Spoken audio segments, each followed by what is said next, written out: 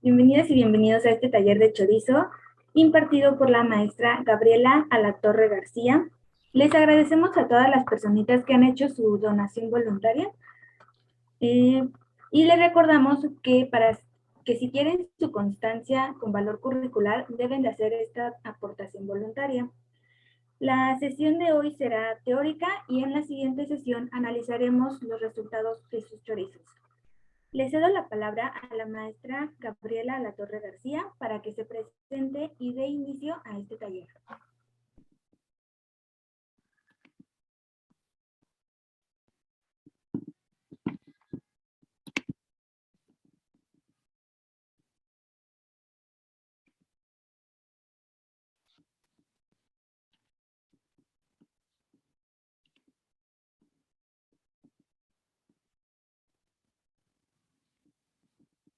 ¿Sí lo visualizan? Sí, profesora. Sí, profesora. Sí. Okay.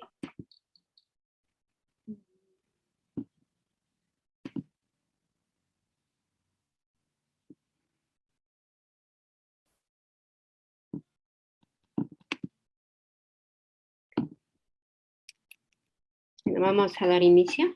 Este es una especie de taller, digamos, lo vamos a hacer lo más formal para que, digamos, no se cuestione en el sentido de que es como casero, ¿no? A nivel casero.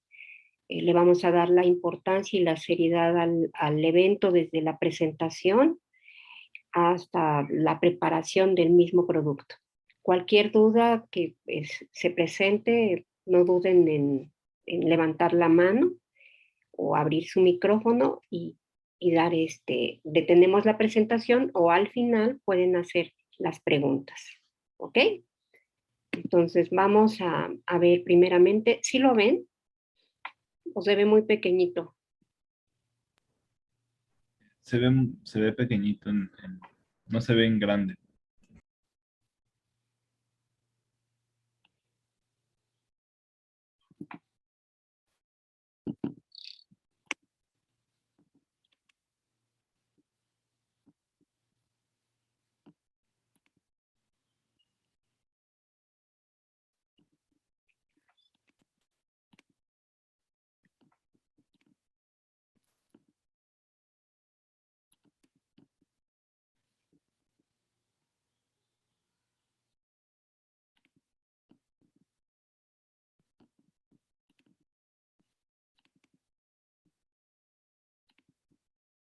Ahora sí. Bueno, vamos a dar digamos, un breviario general con respecto al consumo y al tipo de especies que son utilizadas para la elaboración de diversos productos cárnicos. Entonces, daremos inicio con el consumo de carne. El consumo de carne a nivel nacional, como podemos observar en esta gráfica, y son datos recientes, este compendio es del Consejo Mexicano de la Carne, es del 2021, o sea, es de este año, y son los datos más actualizados. No había ocurrido esto, pero finalmente hubo oportunidad de tener datos nuevos en relación en cuanto al consumo de carne. De estos 9 millones de carne que se consumieron en el año 2020, el 49% es carne de pollo, el 27% es de cerdo y el 21% de res y el 3% de otras especies, como pueden ser ovino, guajolote, conejo, especies que en realidad son consumidas simplemente por la región, por las costumbres, pero los especies de mayor consumo tenemos al pollo, al cerdo y a la res. La preferencia por la población hacia este tipo de especies es la de pollo, por la cantidad de grasa baja en comparación a lo que representa cerdo y res, y también por la facilidad de digerir. Es lo que más nos recomiendan los médicos o los nutriólogos en consumir carne de pollo. Sin embargo, hay preferencia un sector de la población tiene preferencia por la carne de cerdo y en menor proporción la carne de res. Una de las, digamos, decisiones del consumidor en tener preferencia por una de las especies, el precio impacta mucho. El precio, al final de cuentas, se suma al gasto de los consumidores y tienen, digamos, que tener en cuenta que no solamente es pollo lo que consumen, sino otro tipo de alimentos que conforman parte del platillo que van a preparar al día. Entonces, digamos que es una de las decisiones, también por cuestiones de salud, se decide comprar pollo y, digamos, por lo práctico. Y también en el sentido de que pues la pechuga tiene menor porcentaje de grasa en comparación con la pierna de cerdo o con la pierna de res o el lomo de res. Entonces, aquí se ha ido incrementando con este reporte de los 9 millones de carne en el año 2020, pues es un porcentaje que demuestra que en realidad la carne no va a disminuir. Va a haber un sector de la población que tenga preferencias por este tipo de carne. Otro porcentaje de la población va a buscar a lo mejor sustituir en un cierto porcentaje a este tipo de especies o va a buscar totalmente sustituirla, ¿no? Consumiendo vegetales. Pero a largo plazo, al 2030, 2050, los productores de estas especies están interesados en no disminuir esta producción y llegar a cubrir espacios del globo terráqueo donde por el momento todavía no están siendo bien alimentados. Vemos aquí con respecto al que esa carne es utilizada para la elaboración de productos cárnicos. En esta tabla o en esta gráfica podemos observar a las carnes frías. Se considera simplemente por el tipo de proteína. Sabemos que estas especies están constituidas por proteína, por carbohidratos, por grasa, por un porcentaje de agua, que es el porcentaje mayoritario de los componentes que constituyen a la carne. Y en ese sentido, lo que va a ser utilizado tanto para consumo como para la elaboración de productos es la proteína. Eso es lo que más interesa, el porcentaje de proteína y bueno, un porcentaje de grasa, pero lo prioritario es la proteína, porque la proteína es a la que se transforma. Entonces aquí en este caso podemos observar que de esa distribución de las carnes frías, encontramos que el 51% son considerados como carnes frías y conservas de carne de ave. Hoy en día también encontramos diversos productos que dicen carne de res más carne de ave o carne de ave. Puede ser salchicha, puede ser jamón, puede ser salami. Varía la composición de cada uno de estos productos. Entonces aquí está hablando en general de una combinación de otro tipo de especies más la presencia de carne de ave. El 27% son otro tipo de carnes frías y en ese tipo de carnes frías tenemos al chorizo y longaniza, a la mortadela y al tocino. Estos, a pesar de que se encuentran en un 27%, vamos a observar que en realidad estos productos son consumidos en menor porcentaje en comparación con un producto como es el líder, en este caso la salchicha.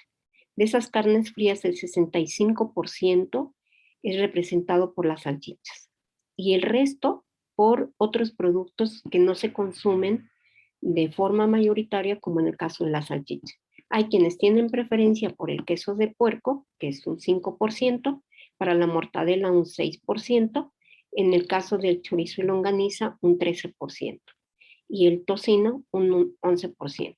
Este tipo de carnes frías normalmente los utilizamos para acompañar ya sea la salchicha o para acompañar un platillo, un guisado, Nunca lo comemos de forma individual. Las salchichas sí podemos comprar un paquete y ponerla al vapor o freírla y la comemos sola sin necesidad de acompañarla sin necesidad de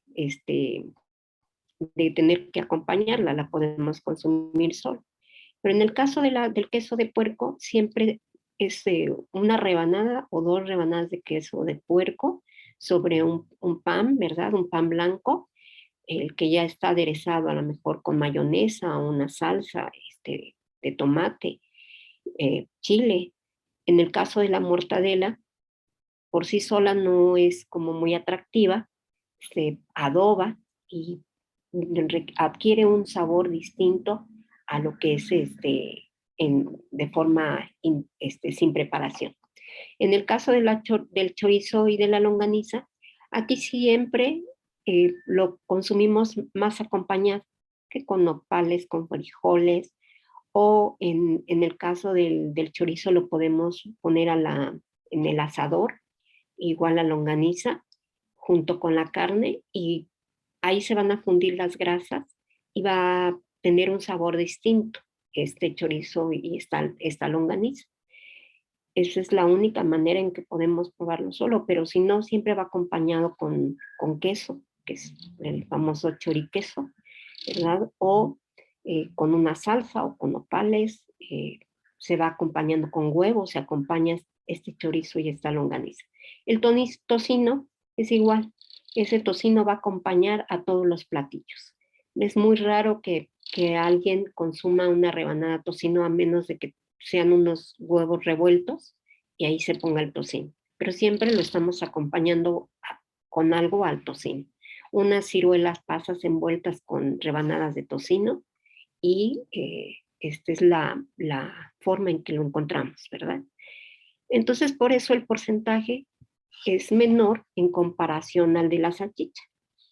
Ya viendo en el caso, yéndonos hacia la parte de jamones de carnes rojas, representa el 22% este tipo de productos. Vamos a encontrar diferentes tipos de productos de jamón cocido.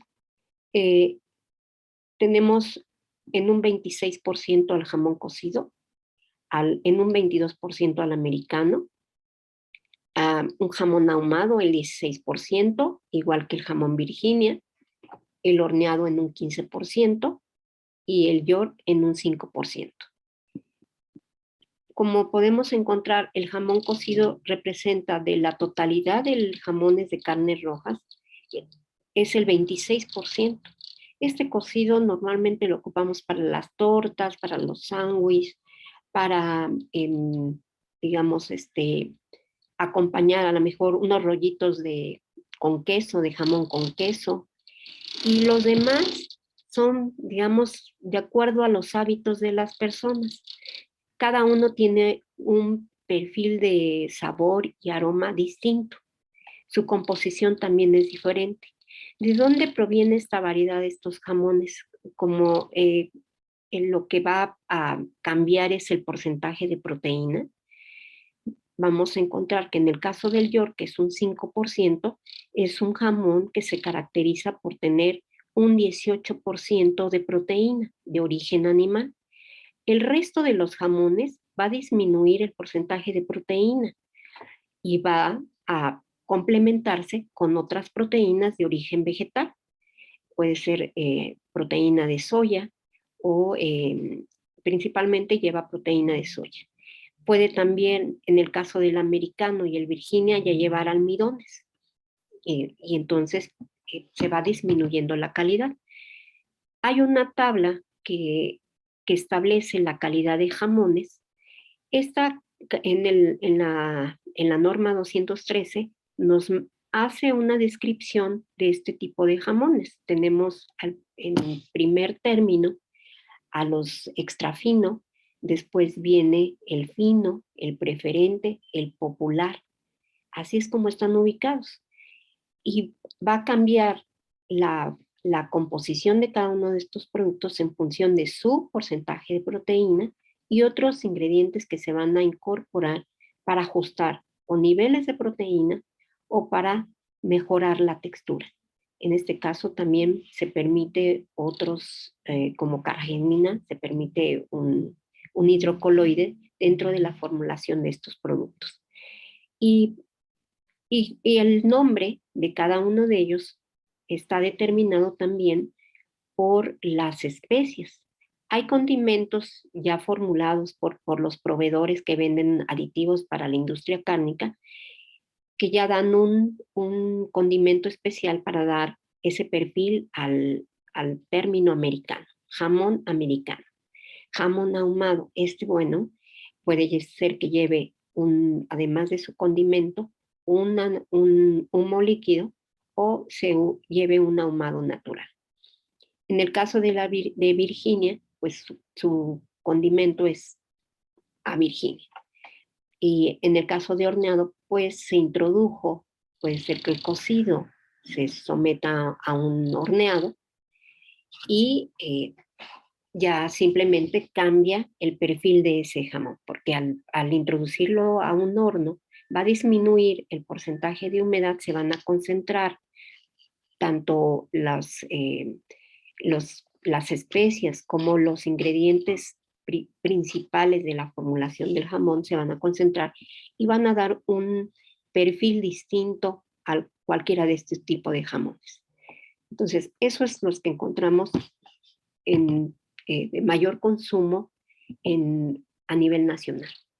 Ahora, para el caso de las carnes frías y conservas de aves, vamos a ver que el 36% son jamones y el 64% son salchichas. Entonces, estos jamones y salchichas están siendo formuladas con carne de ave, pollo o pavo, que puede ser pechuga de pavo o pierna de pavo. En el caso del pollo, es simplemente, fíjense que ahora los productos cárnicos es muy raro encontrar que se incorpore pechuga o pierna. Lo que se está utilizando en la industria es una pasta de ave que está ya reestructurada. Es una pasta con un porcentaje de humedad y de proteína balanceada para ser usada en los productos cárnicos y es utilizada porque es muy práctica. Se incorpora inmediatamente en la elaboración de los productos cárnicos y no hay necesidad de estar comprando pechuga y estar deshuesándola, triturándola, que además la vida de la carne de ave es mucho más corta en comparación de las carnes rojas. Entonces, sí vemos que hay una variación. Entonces, esta gráfica lo que nos está reportando es simplemente el consumo de esa proteína en los diversos productos. ¿Verdad? Cómo está siendo distribuida esa proteína proveniente de un ave, proveniente de un cerdo o proveniente de una res, ¿no? En el caso de las carnes rojas, ahí puede haber presencia de carne de res y carne de cerdo, aunque el porcentaje mayoritario es de la proteína de cerdo. Entonces, no quiere decir que las proteínas cambien. Las proteínas son las mismas. Las proteínas, en este caso, las que son utilizadas o las que desempeñan un papel importante en la elaboración de productos cárnicos, son las proteínas miofibrilares. Estas proteínas miofibrilares en mayor porcentaje están representados por miosina y actina. Todos tienen el mismo tipo de proteína, todas las especies tienen miosina y actina. Simplemente lo que va a afectar a la estabilidad de estas proteínas es cómo se manejó a estas especies previo a su sacrificio y también después del sacrificio, cómo se mantuvo esa cadena de frío o hubo modificaciones. En cuanto a la temperatura y a la higiene en el manejo de carne, ¿no? De estas especies.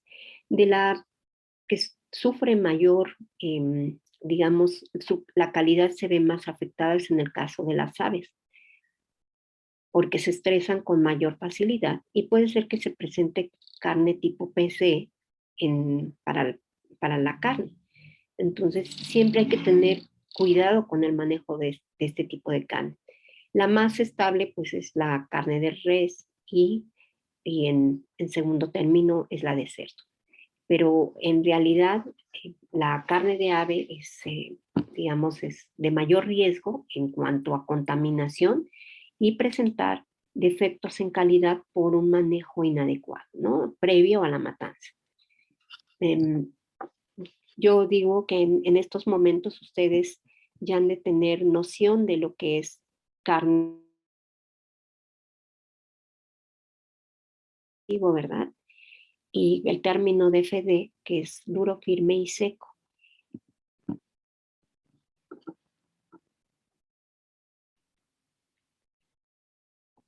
¿Sí me escuchan? Sí, profesora. Ah, muy bien. Bueno, entonces vamos a continuar y vemos en realidad que pues la composición de esta carne, ¿verdad? Está constituida por agua, con un 75% de agua, de proteína un 19%, de las proteínas miofibrilares 11%. Quiere decir que de estas proteínas son solubles en sal y constituyen el 11.5% en el músculo y en la carne del animal del que proviene. Sarcoplásmica es soluble en agua, así como su nombre lo dice, es soluble en agua.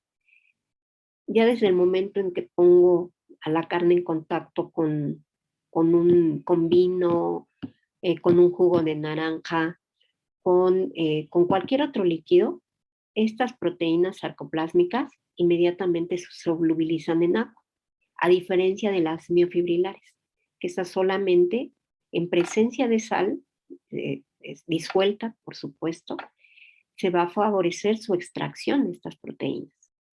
En el caso del tejido conectivo, que es insoluble en agua, es el 2%. Para la sarcoplásmica, el 5.5%. Tenemos también a los lípidos, que representan un 2.5%.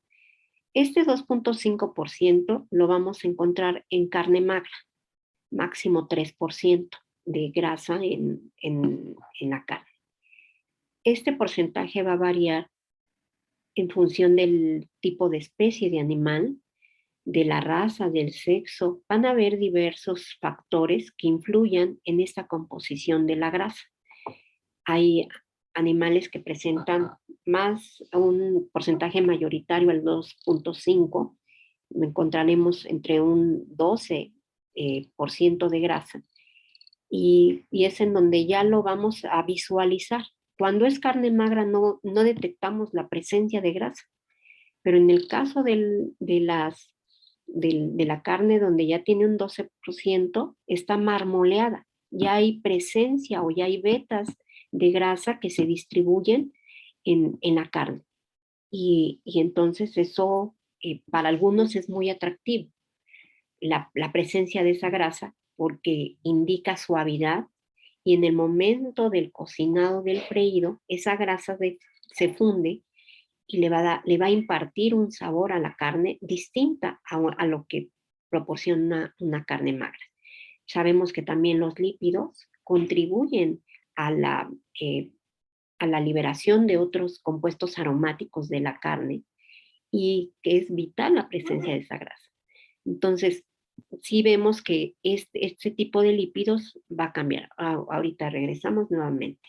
Y para el caso de los carbohidratos, este 1.2% se ve disminuido debido a que se utilizó durante el traslado del animal y previo al sacrificio se consumió principalmente glucosa o glucógeno que se encontraba en el músculo del animal.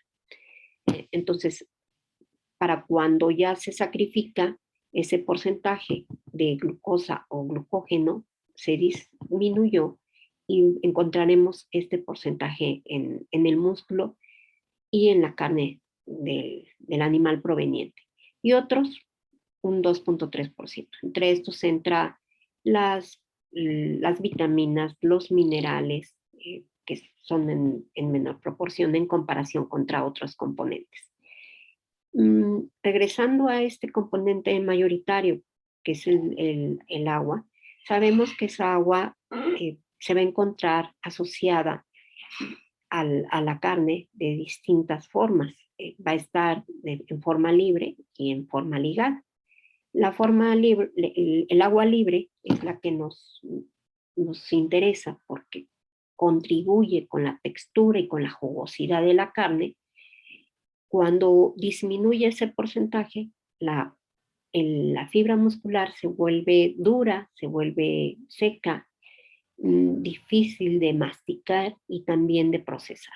Entonces, es importante siempre mantener o conservar este porcentaje de agua. En caso de que ese porcentaje disminuya, hay otras alternativas, en este caso, hidratando, adicionando agua a los productos cárnicos u otro tipo de líquidos para mejorar la suavidad y la jugosidad de ese producto.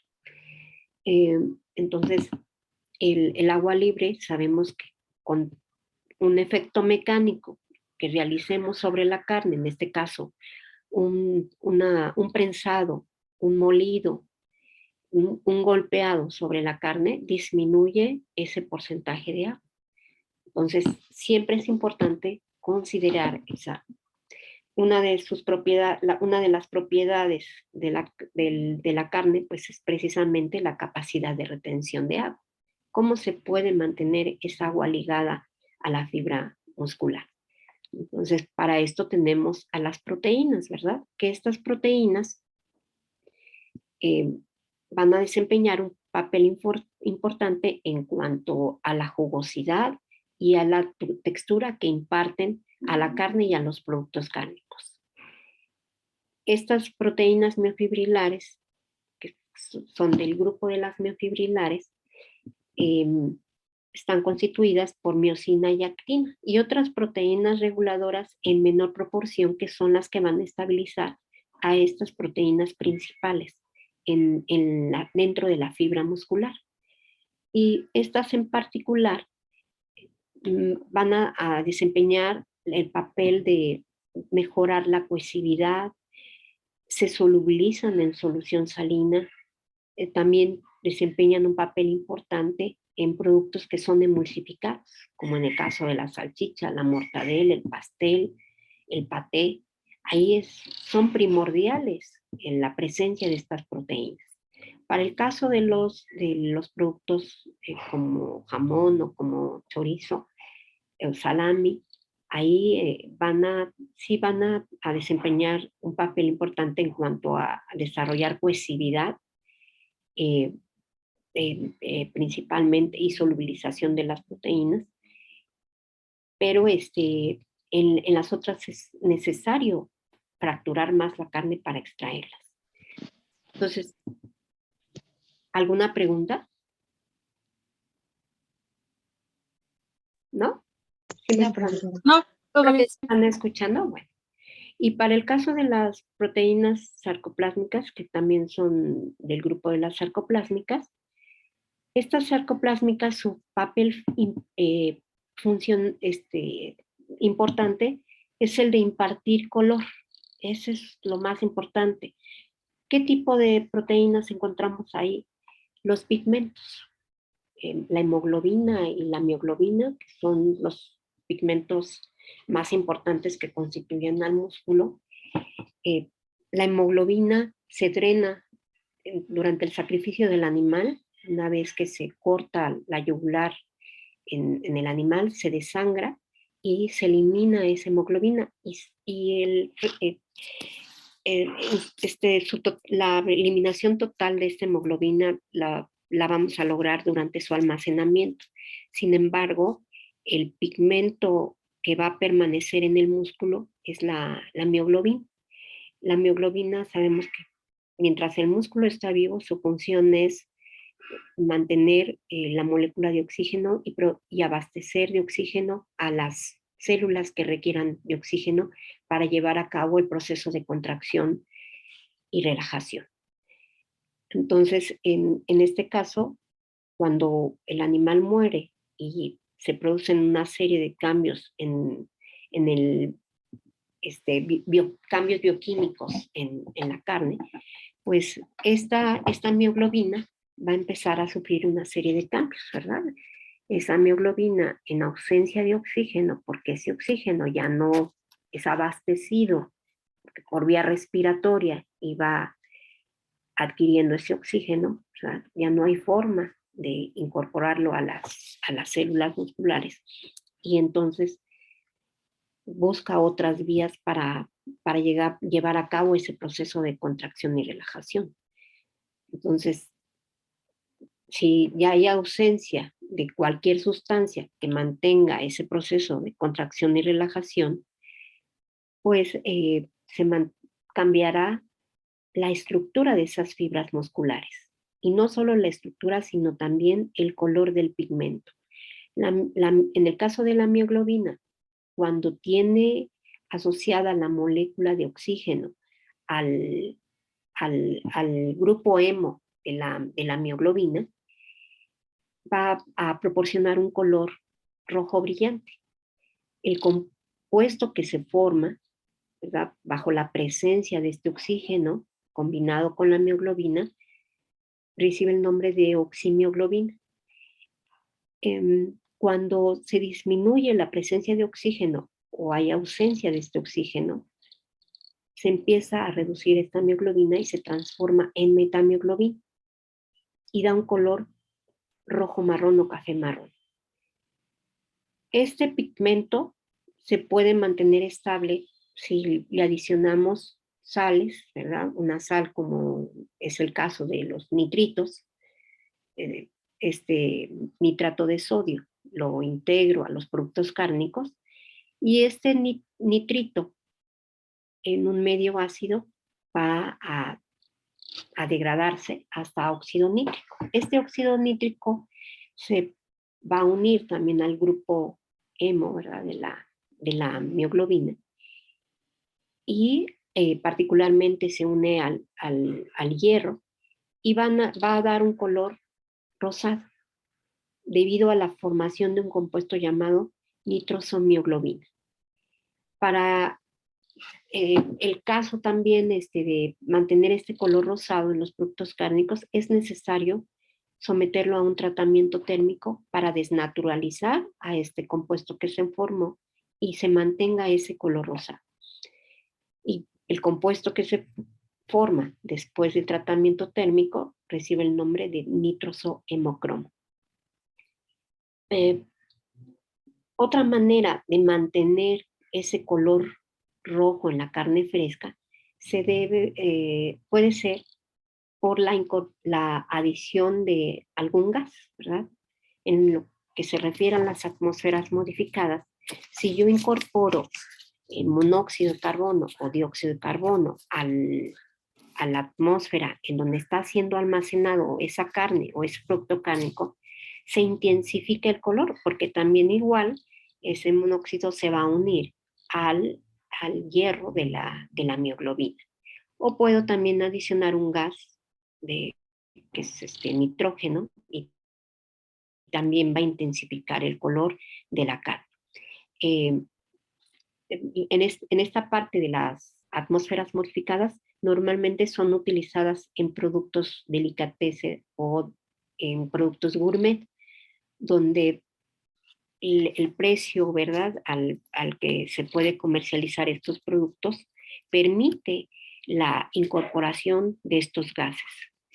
En un producto económico no es, digamos, recomendable porque se incrementaría el precio. Pero se sugiere que se utilicen estas atmósferas modificadas para no solo mantener el color, sino también para conservar el producto. Entonces, ahí tenemos que el principal componente de este grupo de las proteínas sarcoplásmicas es la hemoglobina y la mioglobina. Va a haber todas las enzimas, ¿verdad?, que participan en arrastre de distintos componentes químicos dentro de la fibra muscular o también de las enzimas que van a desempeñar un papel de degradación, como es el caso de las catepsinas y las calpaínas. Esas enzimas que desempeñan un papel importante en el proceso de maduración de la carne fresca. Catepsinas y calpaínas se diferencian simplemente por el pH en las que son activas. Las calpaínas son cercanas a 7, ¿verdad? Y las catepsinas se activan desde el pH 6.5 hasta 3.5, ¿verdad? Hay diferentes tipos de enzimas que se van a activar a pHs ácidos.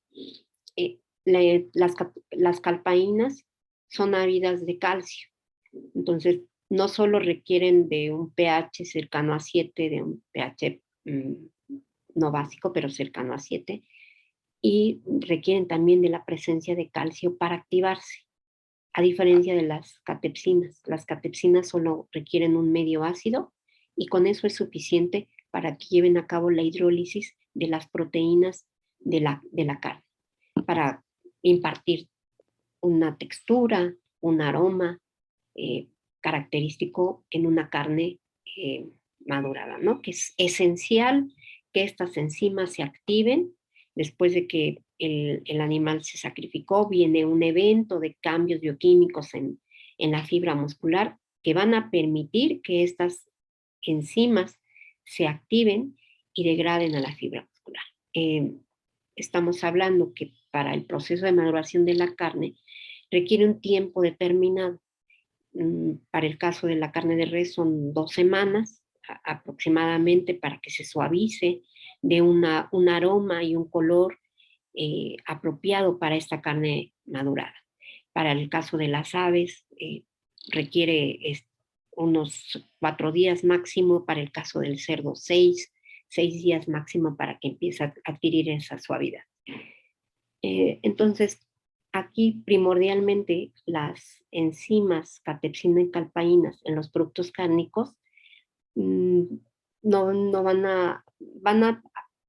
a solubilizarse en agua, van a contribuir un poco en la textura, pero su papel importante de estas enzimas va a ser en proporcionar una suavidad, un aroma en la carne fresca. Para el caso del tejido conectivo tenemos a las proteínas estrómicas. Este grupo de proteínas está constituido por colágeno, elastina y reticulina.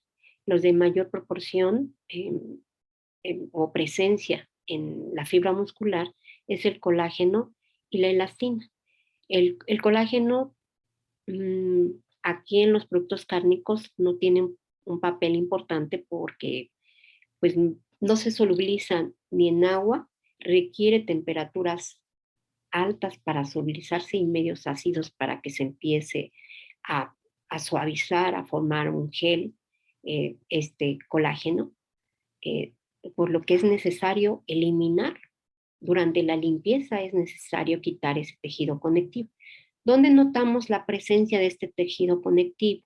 Sobre la superficie. Vemos un tejido blanco, como transparente. No es la grasa, sino un tejido transparente que envuelve a cada músculo. Entonces, durante la limpieza hay que eliminarlo. Hay músculos que sí lo permiten. Digamos, si ustedes se imaginan una pierna de cerdo, externamente está cubierto por grasa, se quita esa grasa, vamos abriendo músculo por músculo y nos encontramos que hay tejido conectivo. La presencia de este tejido conectivo es darle soporte al músculo, conectarlo con el hueso, facilitar la movilidad del músculo mientras el animal está vivo y requiere moverse. Pero para la elaboración de productos cárnicos es necesario eliminarlo. La elastina, pues, la vamos a encontrar en la piel, en la retina, en los vasos sanguíneos, pero en los productos cárnicos definitivamente no utilizamos. Para el caso del jamón o del chorizo o la longaniza, no se utiliza ese tejido conectivo. Sí se utiliza para el queso de puerco o para el paté se utiliza el hígado. Para el queso de puerco se utiliza la cabeza del cerdo, que es la frente, la parte frente, el frente de la cabeza del cerdo, que le llaman careta. Para ese tipo de productos sí se ocupa el tejido conectivo.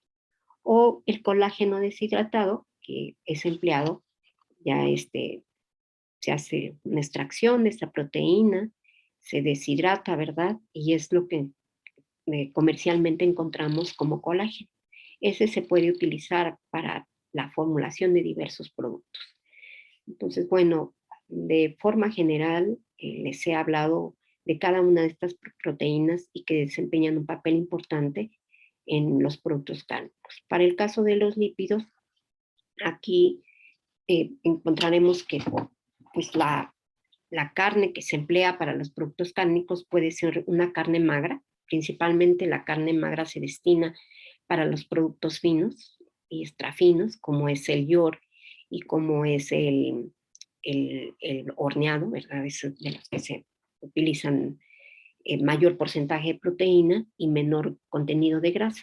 Pero ya el Virginia, el americano, hay uno que se llama también espaldilla, llevan mayor presencia de grasa porque ahí se está utilizando otro tipo de corte, no la pierna trasera de cerdo, sino la pierna delantera o pecho del animal o la parte abdominal.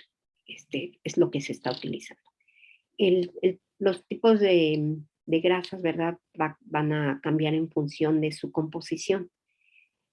Vamos a tener, cuando la grasa es sólida, pues sí, ¿verdad? La grasa es sólida y los aceites son líquidos. En este caso, cuando estamos hablando de una grasa que proviene del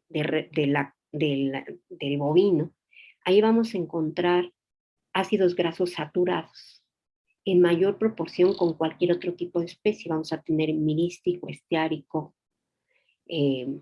láurico, vamos a tener presencia de estos donde la estructura de estos ácidos grasos van a ser saturados y enlaces sencillos, ¿verdad? Enlaces covalentes sencillos que le cuesta trabajo fracturarse durante el tratamiento térmico.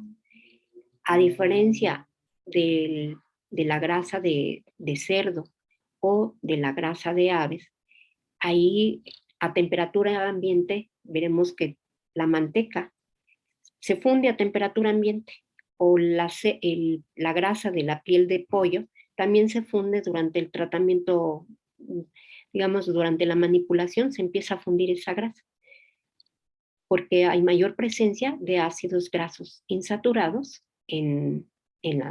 tanto en la de cerdo como en la de aves. En la de cerdo vamos a encontrar ácidos grasos saturados en el abdomen del animal y en una parte en la pierna delantera, en la papada del cerdo, vamos a encontrar ácidos grasos saturados, y en la cavidad abdominal del animal sale un corte, hagan de cuenta que ustedes se tocan su abdomen, ¿verdad? Debajo casi de la parte costillar, ahí se encuentra su abdomen, y esa grasa es mucho más firme, hay mayor cantidad de ácidos grasos saturados. Ese tejido viene combinado con carne, ¿verdad? Con fibra muscular más grasa, que es lo que va a sostener a las vísceras. En el caso de cualquier animal, ese tejido soporta a las vísceras y se vuelve mucho más firme. Entonces, para el caso del cerdo, esa grasa recibe el nombre de panceta. Y así lo van a encontrar, ustedes lo piden en la carnicería, tendrá panceta, y ellos saben que es panceta. De esa panceta sale el tocino. La panceta es con todo y piel. Si se quita la piel y queda únicamente la carne y la grasa, recibirá el nombre de tocino.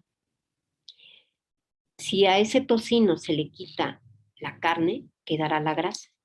Y esa grasa recibe el nombre de lardo. El lardo se obtiene principalmente del abdomen del animal o de del brazo o de la pierna delantera del animal, o sea, del brazuelo.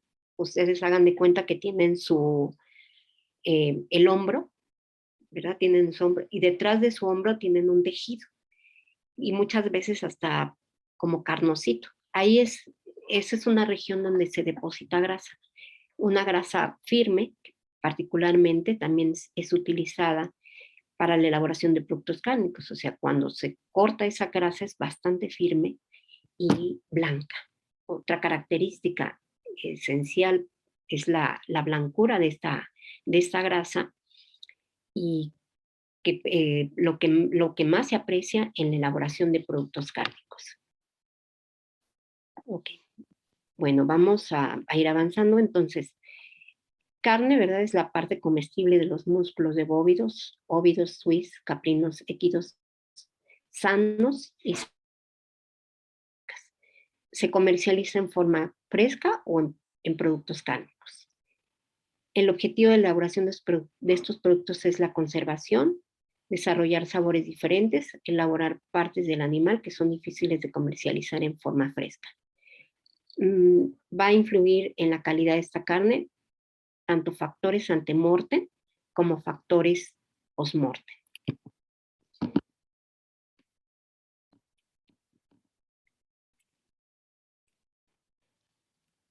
¿Ok? El tipo de interacciones que realiza la proteína con los demás componentes en los productos cárnicos es importante, ¿verdad?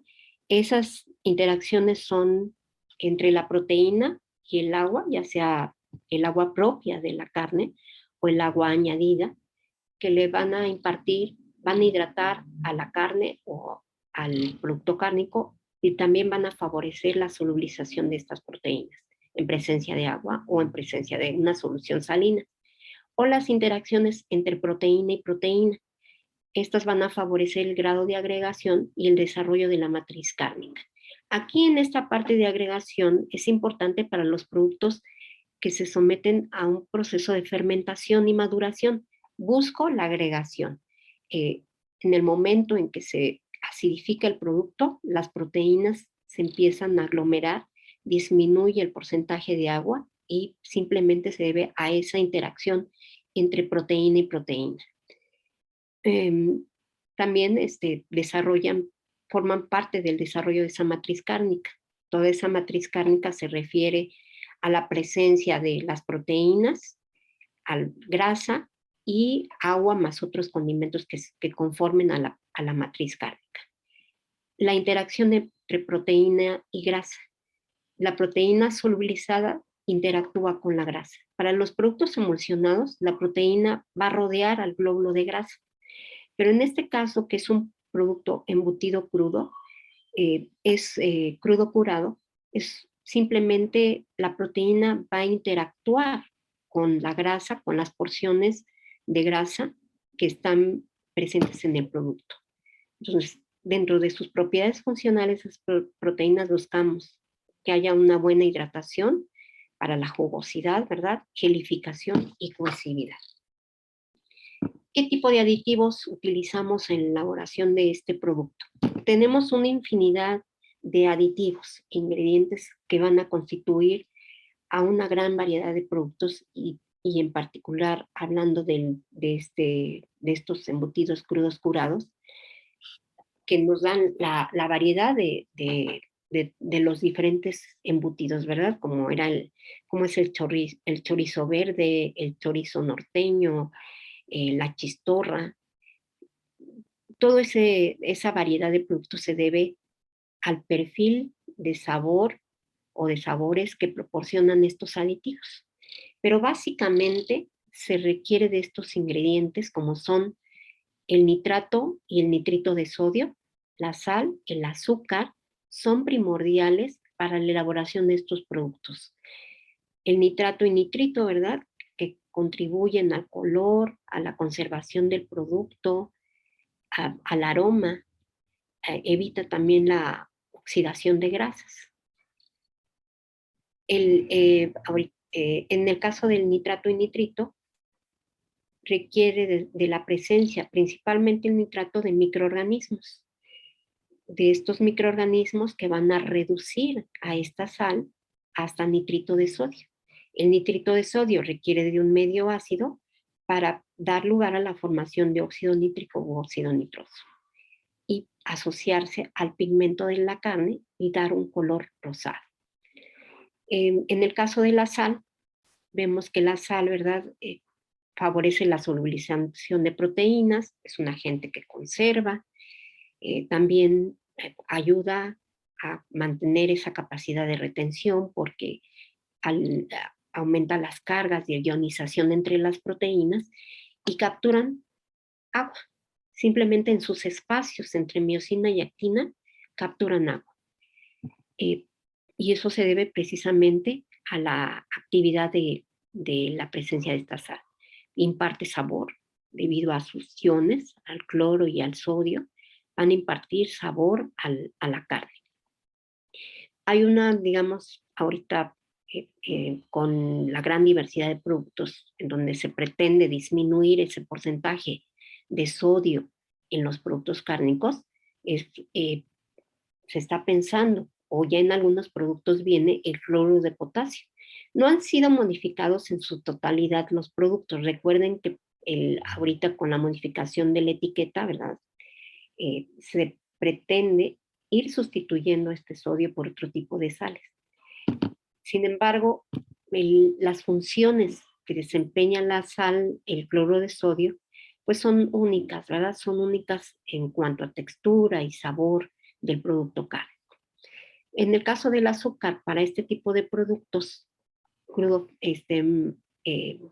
curado, su papel importante es favorecer el desarrollo o la actividad de estos microorganismos, porque va a ser su metabolito para que se desarrollen estas bacterias.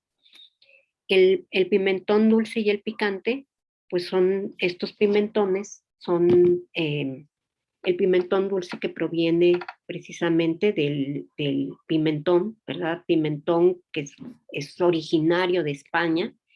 Por las condiciones climáticas, da un pimentón bastante dulce. Nosotros aquí tenemos nuestro pimentón mexicano, sin parte dulzor, pero no es, digamos, ese aroma y ese sabor que proporciona el pimentón español. Sin embargo, pues bueno, se puede adaptar y hacer uso de este pimentón mexicano. No pica, ¿verdad? Es dulce completamente. Y está el pimentón picante. Aquí se usa diferentes tipos de chiles. Puede ser chile piquín, mulato, guajillo, ¿verdad? En la elaboración del pimentón picante. Solamente es para darle esa nota picante que se busca en estos productos crudo curados. En las especias vamos a tener a la pimienta blanca. Puede también incorporarse nuez moscada, tomillo, depende del perfil que busquemos en estos productos. Vinagre, cuando se hacen productos muy económicos, en lugar de adicionar un inóculo, se utiliza vinagre. El vinagre, la función de va a ser desnaturalizar a las proteínas. Las desnaturaliza y le va a dar mayor cohesividad al producto crudo curado. Da un aroma muy, digamos, sencillo, no tan aromático como cuando se incorpora un inóculo, porque los microorganismos que van a conformar este inóculo tienen ese papel de acidificar y de impartir una textura y un aroma muy particular en estos productos. Entonces, vamos a ver cómo está en esta parte, ¿verdad? Los nitritos, que imparten color, aroma, sabor. Su papel importante es el de inhibir el desarrollo de Clostridium botulinum, y también se ha observado que inhibe a Staphylococcus aureus, pero básicamente por lo que se ocupa es por Clostridium botulinum. Produce color, ¿verdad?, al interactuar con la mioglobina, aquí reduciéndose a óxido nítrico. Vemos a la mioglobina en carne fresca rojo púrpura por la presencia de oxígeno, nitrosomioglobina al asociarse a ese óxido nítrico, va a impartir un color rojo o un rojo más tenue que el rojo que se encuentra en la carne fresca. Se somete a un tratamiento térmico, hay desnaturalización de esas proteínas y el color que adopta es un color rosa. Entonces, sí es importante el tratamiento térmico. Si se mantiene a la carne sin someterlo a un tratamiento térmico, tarde o temprano pasará a un color café pardo, rojo pardo, que el compuesto que se formará será metamioglobina. Entonces, sí es importante introducirlo al tratamiento térmico. En el caso de estos productos crudo curado, por el proceso de acidificación, el compuesto que se formó, nitrosamioglobina, va a quedar ahí sin alterarse, precisamente porque el medio ácido favoreció la desnaturalización de esta proteína. También el pimentón va a impartir color. Ya hablamos de la sal, ¿verdad? Que esta sal va a impartir textura al solubilizar a las proteínas y también favorece la ligazón entre los músculos o entre la carne de los productos del producto terminado. Esto se debe principalmente a las interacciones que existen entre los grupos carbonilo y grupos amino de la carne. Tiene un papel conservante, ¿verdad? En este caso, principalmente conservante cuando estamos hablando de productos en donde son deshidratados con sal o que se quedan expuestos por largo tiempo en sal. Estamos mencionando un 20% de sal que constituye esa salmuera. También incrementa la fuerza iónica y aumenta repulsiones electrostáticas, modificando, ¿verdad?, la estructura miofibrilar y entonces expulsando esa agua. En un producto crudo curado, esa agua es expulsada, es eliminada y vamos perdiendo humedad. También da lugar a la formación de esa corteza. Se elimina agua, hay un medio ácido y se forma esa corteza seca en la superficie que va a proteger al producto de cualquier actividad de microorganismos patógenos.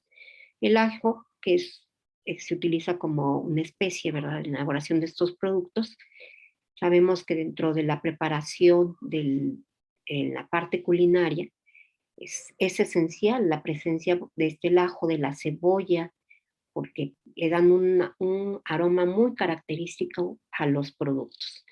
Y más en los productos cárnicos, donde se busca un perfil distinto al de la carne. En el caso del ajo, hay compuestos que imparten este aroma, como en el caso de los sulfóxido de S-alilcisteína, que es un aminoácido azufrado. Ese es el que le va a impartir el aroma. Mientras permanece el ajo con su envoltura almacenado, no hay un aroma. Pero en el momento de triturarlo, de cortarlo, se libera este compuesto y principalmente lo que vamos a ver a un compuesto formado bajo el nombre de alicina. Y también otros compuestos como tiosulfatos, que son los que van a dar el aroma característico al ajo, debido a la acción de esta enzima alinasa. En el caso de la cebolla, pues también hay compuestos azufrados que van a proporcionar ese aroma característico. Nosotros detectamos inmediatamente el picor de la cebolla cuando la rebanamos. La cebolla, al estar en contacto con agua, se liberan estos compuestos. Inmediatamente los huelo, ¿verdad? Los percibo y empiezo, digamos, a llorar, ¿verdad? A lagrimear o estornudar por la presencia de estos compuestos, como es el ácido sulfídrico, el dipropildisulfuro y el alilpropildisulfuro. Para el caso de la pimienta blanca, que es una especie aromática, ¿verdad?, con color suave, sus compuestos son hidrocarburos terpénicos de un 50 a un 74% de monoterpenos, betapineno y limoneno, de un 20 a un 35% de sesquiterpenos, betacariofileno, y además una proporción mucho menor de terpenoides oxigenados en un 3%. Se pueden incorporar estos compuestos que son necesarios para evitar la formación de nitrosaminas y acelerar el proceso de transformación que lleva a cabo el óxido nitroso con la mioglobina. Se requiere de este agente coadyuvante, que este agente reductor va a evitar la formación de nitrosaminas, el ácido ascórbico, o el eritorbato de sodio, que también desempeña la misma función que el ácido ascórbico. Para el caso de los saborizantes y especies, ¿verdad? Podemos obtener otro tipo de especies como son el clavo, el jengibre, el romero, la nuez moscada, el anís y canela, que ya van a dar perfiles diferentes al producto cárnico. Y el glutamato monosódico, que intensifica el aroma de la carne y el sabor de la carne. En el caso de los inóculos, si no se ocupa vinagre, vamos a ver que estos inóculos son microorganismos que se emplean para controlar la fermentación que se lleva a cabo en estos productos crudo-curados. Este inóculo pues, imparte sabor, participa en la textura y modifica el color de los productos crudo-curados.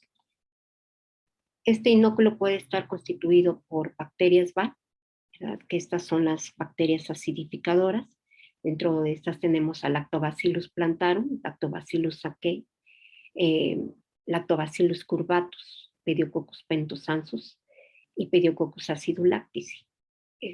Son las bacterias más comunes que son empleadas en la elaboración de estos productos fermentados. Su función primordial, así como lo menciona, son bacterias acidolácticas, van a degradar a esa glucosa láctico y ese ácido láctico es el que va a disminuir el pH de los productos crudo-curados, que se activan, ¿verdad? Son de los primeros que se activan y se activan en refrigeración, o sea, no tenemos ningún problema en mantener a la carne a temperaturas entre 4 y 7 grados centígrados, porque estas van a mantenerse activas, ¿no? Van a seguir formando ácido láctico. Una vez que se disminuyen los nutrientes, va a desarrollarse la presencia de otros microorganismos que se encuentran presentes en este inóculo. Los de la familia Microcaceae, que estas en particular van a estar constituidos por Staphylococcus carnosus, Staphylococcus hilusus y Micrococcus varians, que son las más representativas de esta familia. ¿Qué papel van a desempeñar estos micrococos? Bueno, su función es reducir a los nitratos en nitritos. Ese es, digamos, su papel importante. Sí contribuyen con la textura, con la proteólisis de las proteínas, también evitan la oxidación de las grasas, pero su papel importante es la de reducir ese nitrato en nitrito de sodio. Entonces, siempre un inóculo tiene la combinación de estos inóculos, la combinación de estos microorganismos. Puede haber presencia de hongos, ¿verdad? Y también puede haber penicillium o levaduras como de Saccharomyces hanseníae, ¿verdad? Que son las que constituyen, que son utilizadas también en la elaboración de estos productos. ¿Y en qué productos? Bueno, en un chorizo fresco, en un chorizo que máximo tiene 7 días de maduración, pues no se desarrolla la presencia de estos hongos. Pero si yo quiero un producto, un salami, un lomo embuchado, que requiere de 2 meses de fermentación para el caso del lomo embuchado y el salami unos 15 días aproximadamente de fermentación, necesita de la presencia de estos hongos porque estos son los que van a contribuir a la degradación de las grasas y se van a formar cetonas, aldehídos, que van a contribuir al aroma de estos productos fermentados. Vemos también que estos microorganismos disminuyen el pH y la actividad de agua.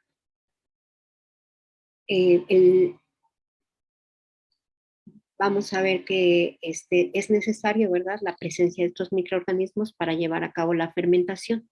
La fermentación se requiere aproximadamente entre 24 a 48 horas para que se lleve a cabo la fermentación, y la maduración requiere 7 días aproximadamente, si no hasta un proceso más largo de maduración para el caso, como les digo, del lomo embuchado, del jamón serrano, donde la maduración es más larga. Entonces, aquí el tipo de cultivo, ¿verdad?, o inóculo puede ser sencillo, un tipo de bacteria, o puede llevar la presencia de 2 o 3 microorganismos.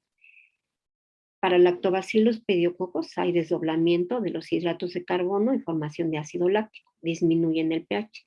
Para el caso de los micrococos y estafilococos hay la reducción de nitrato y también de la actividad catalasa para evitar que los peróxidos oxiden a las grasas.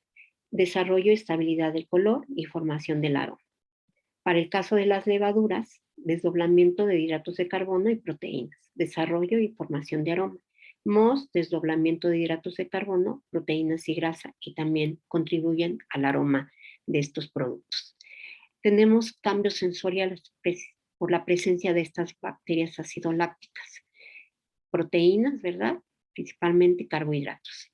Aquí, cuando la carne, pues si no tenemos cuidado tanto en los productos como en la carne fresca, como en los productos crudo curados, imagínense que fue embutido esta pasta en una funda. No hubo separación entre este embutido y otro embutido. Están muy cercanos, no hay circulación de aire. La temperatura está entre 20 y 25 grados centígrados. Eso va a permitir la multiplicación de microorganismos deteriorativos como patógenos. Y en poco tiempo, en aproximadamente 3 días, ya puede haber notas verdes, olores de descomposición y putrefacción en esas áreas que están muy cercanas una de la otra. Entonces vamos a observar que se pueden formar estos compuestos como putrescina, se puede formar cadaverina, hay una alta concentración de histamina, así como de estos, de espermina, ¿no? Es importante entonces siempre aerar, dejar que circule el aire, a pesar de que los tenemos a temperatura ambiente, es necesario que tengan un espacio más allá de los 2 centímetros para que circule el aire entre ellos. Vemos que precisamente esa glucosa para, digamos, ser degradada hasta ácido láctico, primeramente se forma, ¿verdad? Sabemos que por vía anaerobia este proceso es continuo.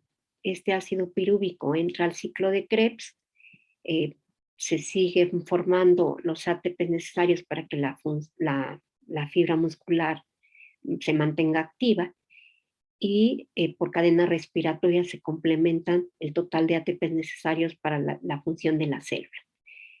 Sin embargo, cuando el animal muere, entramos al desabastecimiento de oxígeno, hay paro respiratorio, hay un paro cardíaco y ya no hay abastecimiento de oxígeno. Entonces busca otras vías para generar ATP y lo hace por vía anaerobia. Entonces esta glucosa se transforma en ácido pirúvico o piruvato y a través de la fermentación láctica se transforma en lactato y ese lactato en ácido láctico y más ATP, ¿no? Entonces ese ácido láctico es el que se va a incrementar durante el proceso de fermentación. Los ácidos grasos también son importantes en el sabor que se imparte en los productos. Tenemos a estos lactobacillus plantarum simulans, también Penicillus niglovicensis, que contribuyen al color, a la textura, al volumen del chorizo, favorecen la pérdida de humedad, grasa, proteína, sal y también a la actividad del agua. La humedad disminuye durante el secado, el AW disminuye, las proteínas, grasas y sal aumentan por la pérdida de agua, así como nitratos y nitritos. Entonces, otra de las cuestiones particulares es que para los nitratos y nitritos, principalmente nitritos, lo recomendado por norma son las 156 partes por millón. Se está buscando disminuir esas 156 partes por millón por el efecto tóxico que está causando en el consumidor la presencia de estos nitritos. Entonces, estos, digamos, que se mantienen, una vez que se elabora el producto, se mantienen a 156 partes por millón, pero protegen al producto durante esa cadena de frío y además de comercialización, para que cuando llegue al consumidor todavía haya presencia de estos nitritos en la carne o en el producto cárnico. ¿Qué tipos de equipos vamos a utilizar en la elaboración? Es un molino para carnes, ¿verdad? Que está diseñado particularmente para moler carne y grasa. Este consta de unas navajas internas y un gusano que va a permitir el flujo de carne hacia la salida de este cabezal, y en la parte después de las navajas se encuentra una placa con orificios. Esa placa de orificios cambia su diámetro, depende del tipo de diámetro que busquemos en el producto. Normalmente para un chorizo el diámetro o el tamaño de partícula de la carne es menor en comparación del de la grasa. Para la carne se ocupa que el diámetro de ese orificio sea de 3 milímetros y para el de la grasa sea de 6 milímetros. Se cambian las placas para cuando se va a moler carne y cuando se va a moler grasa. Hay para riñonero, hay diferentes tipos de sedazos, ¿no? Entonces, una vez que la carne se muele, es necesario mezclarla con todos los condimentos, y esta mezcladora es simplemente como una especie de tina con una serie de aspas internas que van a permitir el mezclado de todos los ingredientes más la carne y grasa, que una vez bien mezclado se va a llevar al área de reposo. Se va a hacer uso de una embutidora. Esta embutidora obviamente cuenta con una tolva, y ese molino tiene un tubo de salida por el cual va a fluir ya la pasta que fue reposada con un periodo de 24 horas. Se coloca aquí en esta embutidora y empieza a liberarse sobre una funda. Esta funda puede ser sintética o puede ser una funda natural. Las fundas naturales tienen una ventaja de adherirse perfectamente al producto, favorece la liberación de humedad con mayor facilidad en comparación con la sintética, pero el problema es que tiene irregularidad en su diámetro y a muchos en apariencia no les agrada, buscan siempre la brillantez, como mejor calidad en el producto. Entonces la sintética, como es un polímero mezclado con celulosa, le va a dar una mayor resistencia a la fibra, va a disminuir la permeabilidad y mayor tensión en el producto. Entonces depende de lo que se busca. Un producto más natural, una funda natural, que proviene de los intestinos del animal, ¿verdad? Del cerdo principalmente.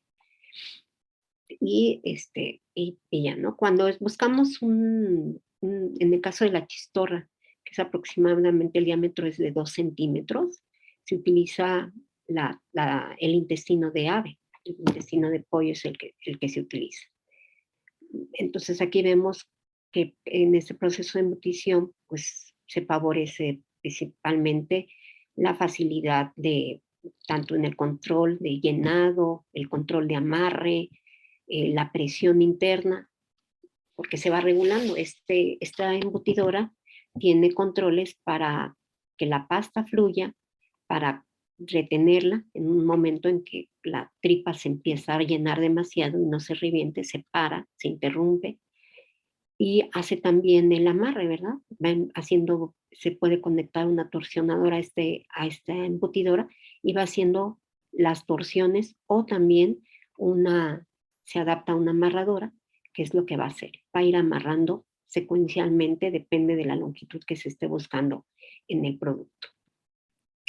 Entonces, la amarradora también tiene su carrete de hilo, va pasando la tripa por uno de los extremos, con pasta, ¿verdad? Con el producto embutido, y va girando y va torsionando y va como una enhebradora, como, no sé si ustedes han observado una máquina de coser, cómo va ensartando la aguja, el hilo sobre la tela. Hagan de cuenta que hace ese mismo proceso, esta amarradora. Va pasando el hilo. Un horno ahumador, cuando se pretende ahumar al chorizo, si no se comercializa en estado fresco, sino ahumado, se introduce a este horno ahumador, donde primeramente es necesario extraer la humedad. Una vez que se extrae la humedad, se produce el ahumado. Después del ahumado se eleva la temperatura, si se desea darle una cocción, y viene un enfriamiento. Entonces, para el caso del chorizo, donde solamente se busca ahumar, entonces primeramente se seca y después se lleva a cabo el proceso de ahumar.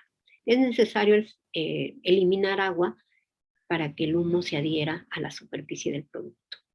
Esta es la línea que se sigue, la línea de operación para la elaboración de productos crudo curado.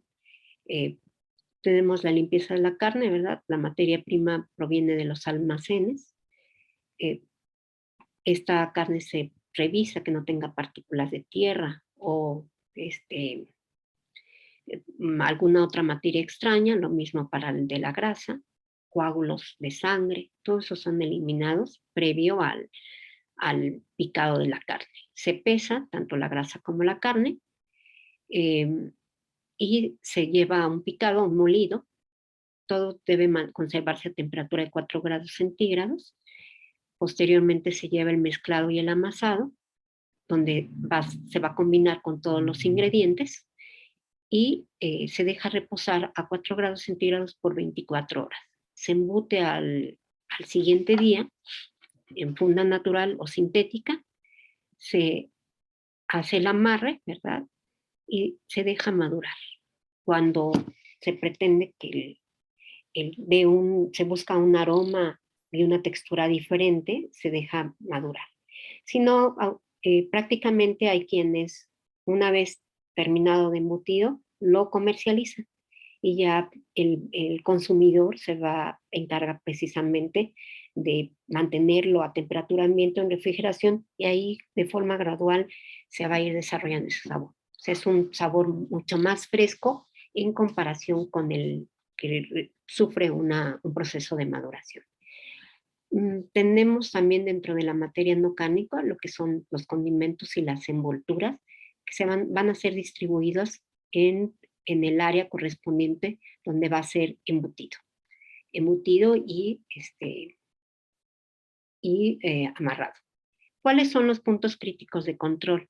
Recuerden que vamos a tener precisamente, ¿verdad?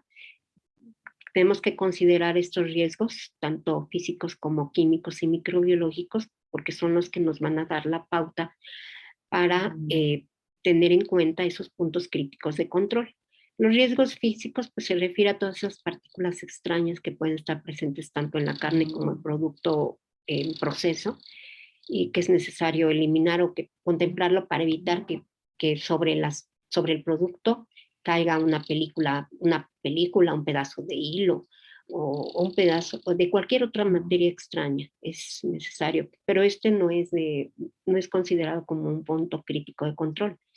En el caso del químico, aquí es muy importante para el caso del nitrito. Un exceso de nitritos puede causar problemas de salud en el consumidor por la formación de nitrosaminas.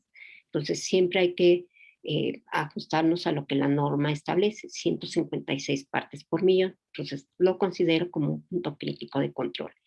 Y los riesgos microbiológicos, pues a lo largo de todo el proceso, porque básicamente influyen en la calidad de este producto, ¿no? Entonces, dentro de estos puntos críticos, al recibir la materia prima cárnica, es necesario hacer una determinación, ¿verdad? Un análisis microbiológico para saber con qué carga está entrando y qué tipo de microorganismos, y tener cuidado desde la higiene del equipo, higiene en utensilios, personal, ropa adecuada para el personal.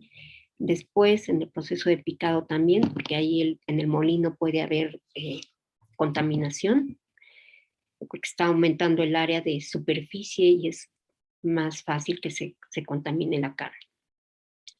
En el mezclado y amasado, ahí estoy mezclando, estoy incorporando todos los ingredientes, estoy incorporando aire y está elevándose la temperatura, entonces se favorece las condiciones para que se desarrollen microorganismos deteriorativos.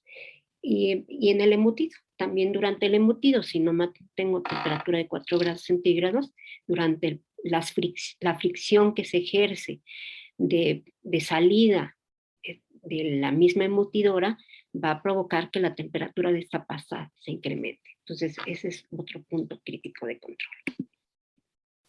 Como ejemplos tenemos al chorizo verde, al chorizo norteño, ¿verdad? Este es un chorizo mexicano y este es un chorizo español.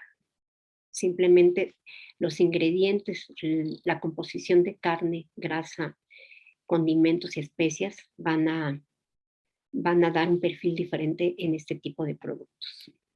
¿Ok? Bueno. Tan rápido, pero ya cuando me di cuenta ya era la hora. Entonces, vamos a proceder a la parte experimental de este taller.